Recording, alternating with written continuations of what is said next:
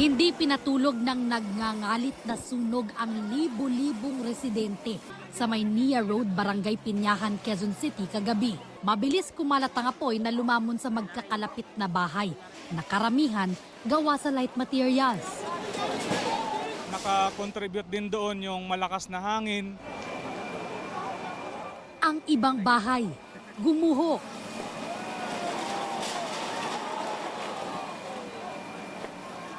Kaliwat kanan ang pagsabog ng mga tangke ng LPG na naiwan sa loob ng mga bahay.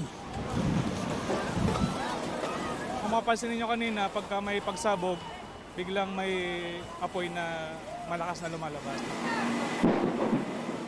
Ayon sa mga opisyal ng barangay na apektado rin ng sunog, posibleng umabot sa 4,000 pamilya ang nawalan ng tirahan. Mga 80 to 95% yung nasalanta ng sunog. Siguro mga estimated ko dyan nasa 4,000 or higit pa. Oo, yung family sa. Palaisipan sa kanila kung paano makababangon. Hirap sa buhay tapos nangyari pang ganito.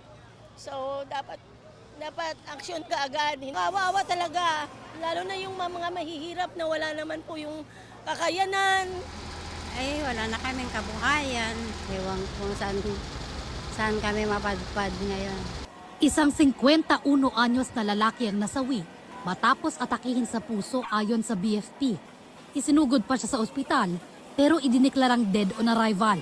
Umabot ng Task Force Bravo ang sunog na nirespondehan ng halos 100 truck ng bombero at fire volunteer. 4 ang naitalang sugatan. Meron pong laceration, may possible dislocation ng braso.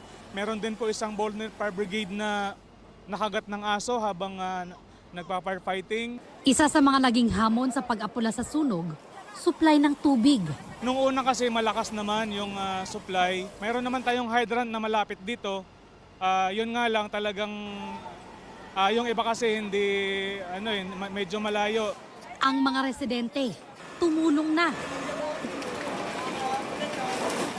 Pasado alas 5 ng madaling araw kanina na maapula ang sunog.